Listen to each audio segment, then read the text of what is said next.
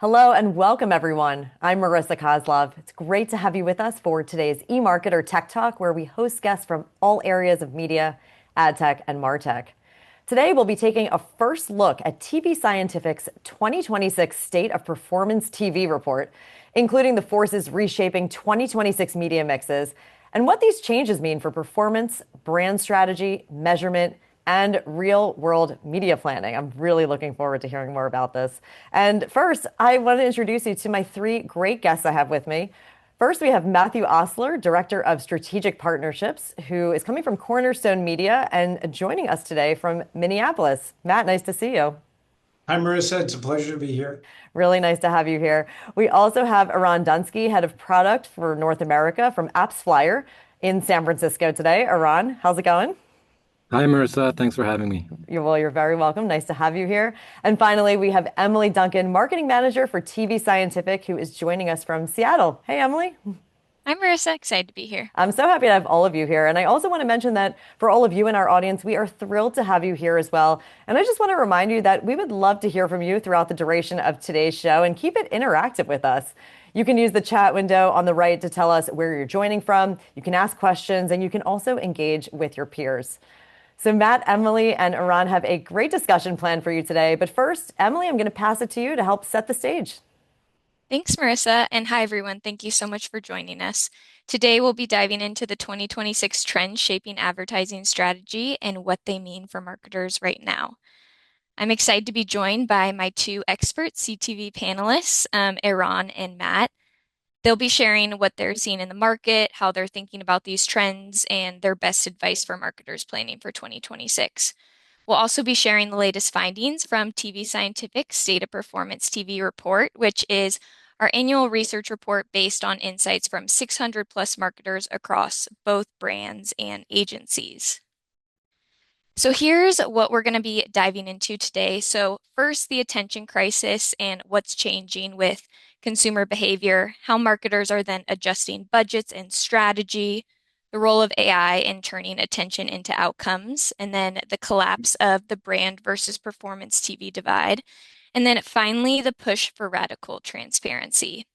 So let's get started with what's shifting as we head into 2026. So if there's one thing we've probably all felt as marketers, it's that attention has never been harder to earn. People are spread across more screens, more formats, and more platforms than really ever before. And that is what marketers are really feeling the most right now in the data. It's this fight for attention.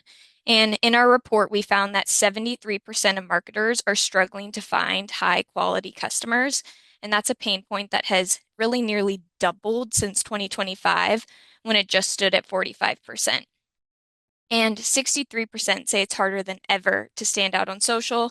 And 65% say that AI-driven search like Google AI Overview, ChatGPT search make visibility even harder. So I'll pause here and turn it over to our panel. So Matt, let's get started with you. What do you think has changed about customer behavior in the past year to surface these trends?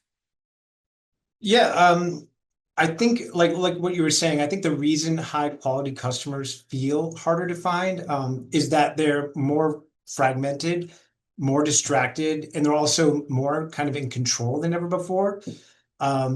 So in a single hour, people live across a mesh of different experiences. They might be scrolling social in 1 minute, watching short form video in another, playing a video game, uh, asking a question in AI chat, and then flipping on the big screen TV. So I think none of that really is brand new, but I think the speed and the intensity in which people are switching between these environments and the number of environments that they have to switch between keeps increasing. So I think really as a result, what you're seeing is that attention is thinner and it's more volatile.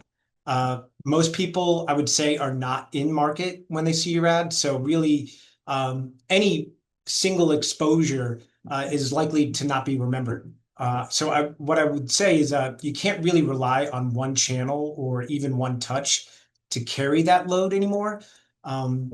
So us as marketers, I think in this kind of new reality, quality is really less about finding one perfect placement or a network or a program, and it's more about consistently showing up kind of where your customers are, where they actually spend time, and you want to be there long enough that they remember you when they're ready to buy. So, you know, also to that, there's this kind of hard performance reality where every extra impression has this cost. And at some point, more frequency um, stops increasing your odds of conversion and really starts kind of eroding your efficiency. So I think a smart play would be to treat attention and recall as direct inputs to your acquisition costs, not just fluffy brand metrics. And in addition to that, designing creative to really earn attention quickly with a clear outcome in mind, whether that's a site visit, a lead, a sale, a phone call, and then really making sure you manage that exposure with intent. So that means using frequency caps, separation of spots, really so that you're present, but not everywhere all the time. You kind of want that smart consistency instead of constant bombardment, enough touches to stay top of mind, but not so many that your performance collapses. Yeah, absolutely. Those are all great points. Especially, I think, your point on fragmentation is such a huge, huge reason why marketers, like you said, are feeling that fight for attention. And when attention is this scarce, marketers start looking for environments where attention is harder to skip and easier to hold, which is why we're seeing such a huge move towards performance TV, like you said, which actually leads me to one of our biggest findings. So, for the first time ever, performance TV came out as the #1 channel that marketers are prioritizing for media spend, followed by social and then mobile apps. And then the second biggest finding here is that performance TV and social were actually neck and neck as the most effective channels. They both landed at about 25%, which is a really big signal because social has owned, that performance crown for so long. And other channels not shown here, but were included in the rankings were linear TV, audio, podcast, search, and more. But this is really where the investments were the most concentrated. So then the question, becomes, okay, well, where is this budget coming from? And we saw that 58% are pulling budget from YouTube to performance TV, 56% from Meta, and then 52% from TikTok. So with that, I'll bring it back to our panel. Eran, for marketers adjusting their mix in 2026, how should they think about using performance TV alongside search and social to drive stronger results? So the way I see it, performance TV works with search and social, not instead of them. TV creates demand and search and social capture it. As Matt mentioned, the user's kind of consumption experience has become much more dynamic, much more fragmented, and this is where measurement becomes critical. You have to measure CTV holistically alongside your other channels and not in a silo. MTA and last touch are critical for ongoing optimization, but you also have to leverage additional measurement frameworks. Specifically, incrementality comes to mind to measure the true impact of CTV as a performance channel. Yeah, I love that framing that TV creates demand, but then search and social captures it. And then without the measurement piece, like you said, you're just really flying blind. And, additionally, the data also showed that performance TV's leading in media spend. So, Matt, back to you from your vantage point. What's driving marketers to shift more media spend into performance TV in 2026? Yeah, I say, looking at that data, I think it makes sense to me really that media spend is shifting more into TV because I think it finally combines what TV has always done best, really, with what performance marketers now need most. First, if you look at it, there's still nothing like TV for reach. And I think if you take linear plus streaming, it really gives you the ability to get in front of a large, diverse audience quickly, which is critical when most people, again, are not in market the moment they see your ad. I think that broad kind of efficient reach becomes the foundation that makes all of our other performance channels kind of work harder. And then second, I think TV is just a stronger attention environment than a lot of really what we see on that kind of feed-based web. Uh, it's a bigger screen, it has fewer distractions, and in many cases, I would say a less skippable, kind of less cluttered ad experience. And I don't think that really means that people are glued to every single frame, but I think what it does mean is that the average impression has more time on screen and a better shot at kind of driving recall than a thumbs stop social ad. Uh, and then I would say third, TV really amplifies digital. Now, I might be biased because we're from a TV background, but I believe a lot of that kind of efficient conversion that we talk about in search and social is actually being driven upstream by TV. So, we hear it all the time, at least from our clients, who say that really when they add performance TV, it increases their branded search, it raises click-through rates and conversion rates in digital, and it drives really incremental site traffic that wouldn't exist without that kind of TV exposure. So really, we value TV both for the demand that it creates, but also for that halo effect it has on everything downstream. And so I would say from my vantage point, at least, that shift into performance TV is being driven really by that kind of combination of where you've got that TV level reach and attention, and that more concrete ability to lift digital performance. Definitely. I think that's such a great way to think about TV's contribution beyond just that last click. And, a big reason why performance TV can play this role is also what's happening with AI and experimentation. So I think we can go there next. So what we're also seeing in the data is that AI is basically removing that friction that used to slow the TV campaign process down.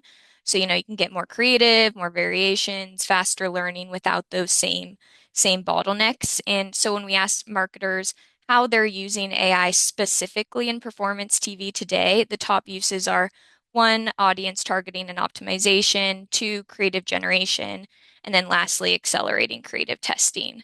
So what's also really interesting is how experimentation is changing as well in 2026. So 47% plan to expand to new performance objectives. 44% will use TV for brand and performance, and then 40% will test new audience segments. So marketers aren't just testing TV to see if it works, they're really testing to expand what TV can do for them. So, Eran, where are you seeing marketers use AI in performance TV today? And where do you see AI having the biggest impact on improving TV campaign effectiveness in 2026? So there are two main ways where we see AI coming into play. First of all, with AI, the creative blocker is pretty much eliminated. We're seeing clients run 10x more creative tests than they did in 2023, but they're also leveraging this for better creatives and integrating their creative performance data into the creative generation and ideation feedback loop. So understanding what is driving performance from the specific creative, what are the elements, what are the hooks, what are the tags, and leveraging the insight that you can extract with scale with AI into your creative generation process as well. And when you think about the targeting capabilities that you can reach with CTV, you can also take this to the next level and generate very personalized creatives at scale, which is very, very unique for this specific screen.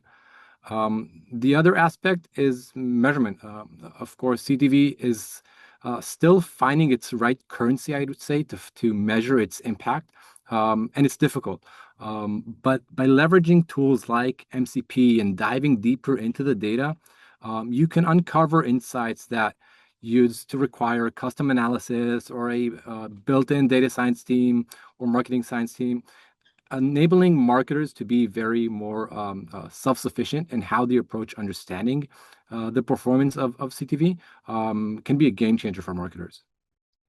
Yeah, absolutely. Those are great points. How AI is changing not only the workflow, but it's changing the optimization side, the measurement side. And the data is also showing it's changing how marketers think about TV's role in the funnel completely.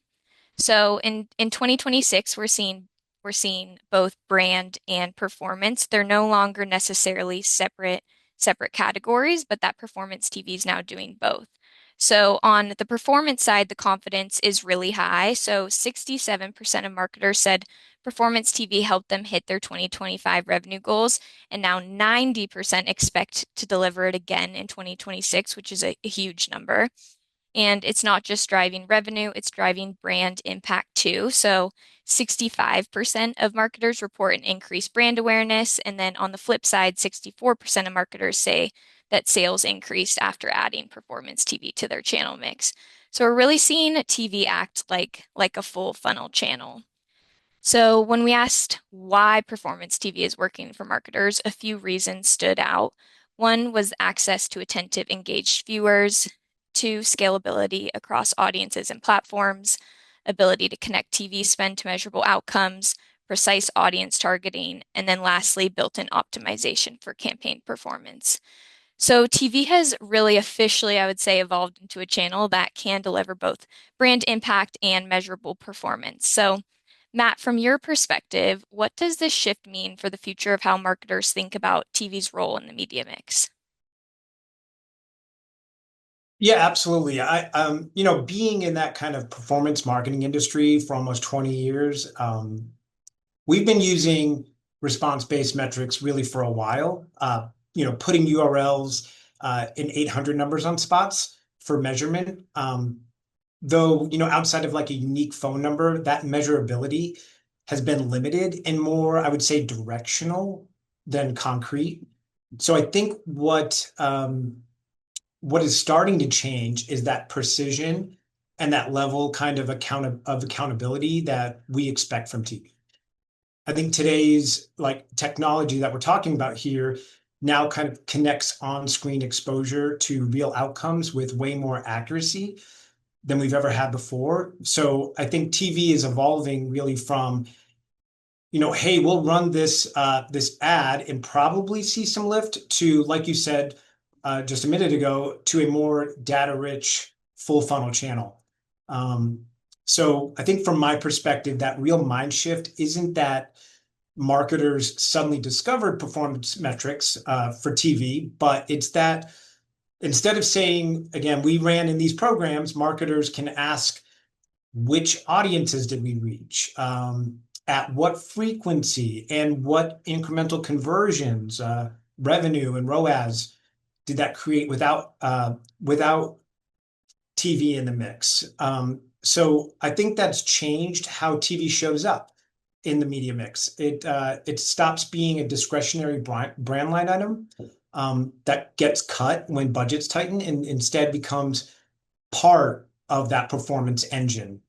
And I think you can really use TV to build demand at scale and prove how that demand then translates to real business outcomes in the same way that you can measure search and social. And so I think when you can do that, shifting budgets into TV becomes a lot easier. You really, not because it's good branding, but really because it's a working piece of your customer acquisition strategy. Absolutely. Well said. It seems like, yeah, there's just such this new opportunity and new playbook for marketers now. And with that, marketers also, they want results that they can trust, as well on the measurement side, which brings us to our next major shift. So the data is telling us a very clear story here. It's that marketers, they don't just want numbers they can actually defend, especially when performance TV is sitting alongside other channels like social and search. So in fact, 56% of marketers say that a lack of transparency in performance TV reporting is one of their biggest risks to their team's success. So that's huge because it tells us measurement isn't just a nice to have, it's basically a make or break factor. And marketers aren't just measuring TV in a vacuum anymore. 84% of marketers reported that social media is their most important channel to integrate with performance TV measurement, followed by search at 42% and then display at 34%. So the expectation is that TV really has to fit inside this bigger measurement story now. And when it comes to measuring performance TV, alongside everything else, the biggest challenges are pretty familiar. So, lack of consistent measurement, limited tools, privacy regulations, difficulty in proving incrementality, and then siloed data. So, marketers clearly feel the impact when measurement is fragmented or unclear. So, Eran, as TV moves into this more measurable, outcomes-driven era, what's your advice for marketers trying to connect TV results with the bigger picture across channels? Yeah, I think it's amazing that the challenges that you see are also the same challenges that we see as well. So it'll be two main things. First of all, it's going to be tech stack. Make sure that your tech stack is set up in the best way to support your CTV efforts. Are you able to measure CTV's impact across the platforms that your users interact with your brand, whether that's web or mobile? You have to have the data streams connected. You cannot have the siloed data streams exactly as your study shows. And you also have to have a persistent identifier across the platforms so you can tie the user behavior. Then finally, identify the best ways to make the most out of your first party data and finding the best ways to enrich it with third party data sources for more and better activation strategies. Um, Once you have that locked in, which is not an easy task, of course, the next step is understanding how you adapt your measurement methodology for CTV. Understand what KPIs you want to measure. Marketers like to talk about outcomes, but historically, these outcomes have been kind of soft. We're starting to see more and more brand marketers come to Appsflyer and say, hey, you are the experts in measuring performance. Teach me as a brand marketer, what should I be looking at? My board is starting to hold me accountable to see how brand marketing is impacting performance. So tie real performance KPIs such as CAC and LTV to the CTV channels, but also understand that these will be different numbers compared to what you might be used to seeing from more direct response type channels. So look at how these KPIs change when you kind of examine the synergies between channels and not just as siloed channels. As with many channels, even more so in CTV, I truly believe that 1 + 1 = 3 when you look at everything together. Yeah, absolutely. And within that, like you said, trust in those results that you're seeing is everything now as well. So that leads me to one final shift that the data makes really clear is who gets to compete on TV is changing. So what we found is that TV is more accessible than ever. It's no longer just for the biggest brands with the biggest budgets. In fact, 77% of small to mid-sized businesses surveyed are currently running or have previously run performance TV advertising campaigns. And then on the flip side, one of the biggest myths that are still holding people back is cost. So 38% of marketers who chose not to run performance TV ads in the past 12 to 18 months cited cost as the primary barrier to entry. So other options were, it wasn't due to lack of creative resources, not due to difficulty measuring outcomes. It was just this perception of cost. So, with TV becoming more accessible now to everyone and the media mix evolving so quickly, there's a lot of new opportunities for marketers in 2026. So, with that, I'd love to ask you both, when you look across all these trends shaping the year ahead that we covered today, which ones are you most excited about, and how do you see it influencing your strategy or approach in 2026? Matt, we can start with you. Yeah, sure. I'm just going to reiterate what Arman already touched on, but I do think it's really important when we're talking about AI, certainly for our side, we're really excited to see how AI continues to evolve in ad creatives. Um, no knock on creative agencies at all, but we're excited to really see it as not only a more kind of cost-effective measure, but for us as in the performance space, I think we really are excited to see how we can test more ideas faster, with different offers, different hooks and CTAs, which I think lets us, learn which combinations actually convert better. I mean, this is very much so like a digital conversation I feel like we're having. But, you know, prior to AI kind of coming into that creative space, I think you could see it take 3 to 6 months and a sizable budget on one or two big bets that may or may not pan out. So I think that's a really exciting thing. And I think, you just even touched on that. I think it's going to open up more opportunity for small to medium-sized businesses to get into this space, to get into TV and start testing. Yeah, absolutely. I love that outlook. Eran, what about you? Since Matt covered AI, I guess I'll geek out on measurement again, right? I think one thing that is clear is that omni-channel engagement is becoming the default behavior as users are seamlessly moving between web, mobile, and CTV. I think success depends on understanding these cross-device loops rather than just looking again at everything in isolation. Users' decisions, your end users' decisions, span across multiple touch points in every journey that they have. But we also know that mobile holds around 60 to 80% of users' activities. So we're seeing more and more advertising putting efforts in maximizing the value from users in this screen, where they're always logged in, they have a precision identifier that they can leverage, but also investing a lot more into tying this surface to all the other touch points that they have. I kind of see 2026 as the year where silos between marketing teams will be broken, whether that's web, mobile, CRM, and lifecycle teams. And ROAS will not be measured siloed on a specific channel or strategy, but rather a lot more holistically across the customer journey, wherever that end user captures the value that the brand provides.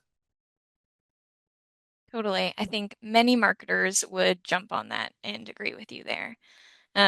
Well, thank you both. This has been such a great conversation. If you want the full data and insights, you can download the Complete State of Performance TV report. And if you want to see how Performance TV can work for your brand, you can book a demo with the TvScientific team. So with that, I'll pass it back to Marissa to open up for a Q&A for our two panelists before we wrap up. All right. Well, thank you so much, Emily, Eran, Matt. That was a fantastic conversation. And I especially really liked your outlooks on 2026 around AI measurement. Those are great themes as we think about all of the content that you shared today. And even as we think back to the beginning, I mean, I found your comments around the fragmented attention between environments and the move towards performance TV really interesting. And in thinking about how that works with search and social and also TV's contribution beyond the last click and improving campaign effectiveness. You covered so much today around performance TV and really brought that all together with your guidance on how to think about all of that in 2026. So thank you for sharing all of that with us. And I also want to thank our audience because you've been very involved in our chat. So let's get right to the Q&A. And there's still time to submit questions, so keep it coming.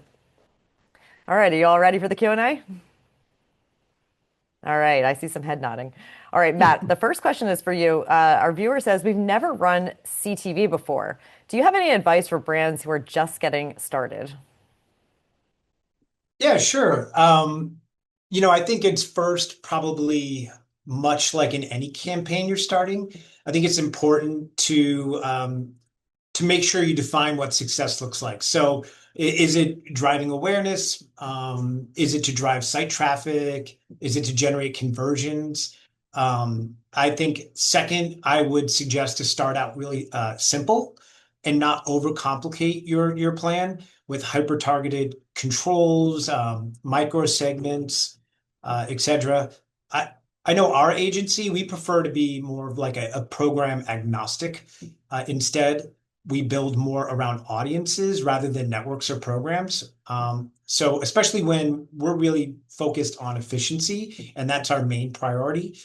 So I think when you kind of start broad, and then it allows you to kind of narrow as performance data kind of comes in, and where you can then tweak and refine to lower your cost per conversions or whatever those KPI metrics you're trying to achieve. And again, just to touch on what I mentioned earlier, I'd recommend focusing on that reach and frequency while making sure to kind of manage that frequency uh, with responsibility to avoid overexposure, really that leads to wasted spend. Um, I think one of the fastest ways to sour your first experience in CTV would probably be to hammer that same household over and over again. And then third, to us, CTV is still TV. So making sure your creative has a story to tell with a clear signal on what viewers should do next. Um, I really think that you should be explaining that value proposition within the first, few seconds with a clear kind of call to action. Okay, well, let's actually take it a step further. Matt, how much budget do you realistically need to test CTV and learn something meaningful? So after you get started, how much budget do you think somebody would need? Yeah, I mean, I don't know if there's this, uh, I wouldn't say that there's this universal rule on budget. I think so much depends on your audience size and really like what defines the audience you want to reach. I feel like a more probably practical approach would be to work backward from your target audience and CPMs really to ensure that you hit that desired weekly reach and frequency for at least 4 weeks, 4 to 6 weeks. And then you can scale that budget up or down depending on your audience size and really that how sensitive your KPI targets are. All right. I know that's kind of skirting around the exact number, but that's probably how we go about it. All right. Well, thank you for the frame of reference. Yeah. All right. Well, Eran and Emily, I think during one of your back and forths, one of you had a great quote. You talked about how TV creates demand and search and social captures it. So, Eran, how do marketers see this in the data specifically? So first and foremost, I urge kind of marketers to run incrementality tests. So set up a cell with CTV only and set up a cell with CTV and social. That will give you, the gold standard of proof that this is how it works together. But then you can also look at the more kind of ready data sets that you have and understand what were the previous touch points from a kind of MTA analysis into the conversion that maybe was driven eventually on social or search. That'll be one thing. And also look at the time maybe between the touch points. So if you had a CTV impression, but then a minute or two later you had a conversion that came from search and social, maybe it's just the fact that it was the last touch and that's what captured the conversion, and you need to rethink about how you are understanding what really drove the conversion. Okay, thank you. Matt, you talked about AI a few times as a part of today's conversation. How will the rise of agentic commerce and AI agents impact advertising? Oh, wait, sorry. Can you repeat that? Yeah, of course.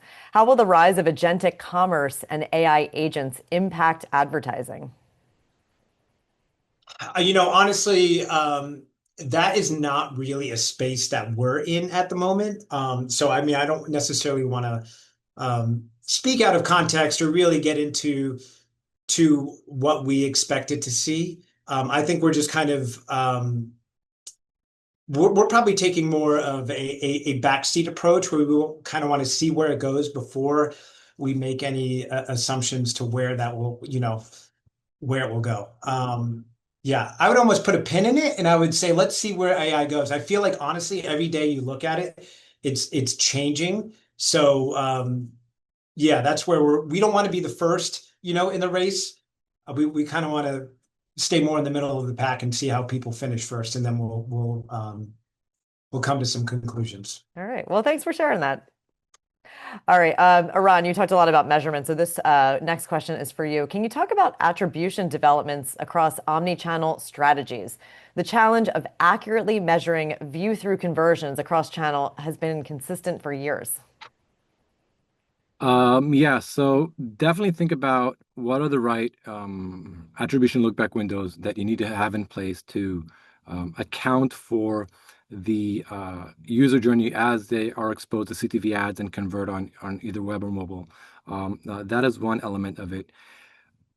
Understand from the different CTV partners that you're working with when you have access to log level impression data to enrich your MTA models as well. Understand when the conversion, when you're relying on self-reported metrics by the different partners, when they are modeled, when it's a more of a deterministic match, so that you can take that into consideration as you are approaching into understanding the different results. So those would be kind of my main three ways to approach it, alongside, of course, incrementality, which I will continue to be a big advocate of.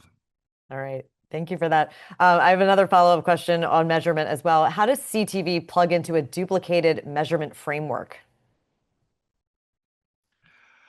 Deduplicate it. That's what I always say, right? Make sure that you have a single source of truth for your measurement data. Flow the CTV impressions into where you're making your performance marketing decisions, and break down the silos. It's easier said than done, but we're helping marketers day in and day out achieve that. Okay. And Matt or Eran, either one of you, do you have a sense for what our audience should think about in terms of what KPIs are most appropriate to be keeping an eye out on?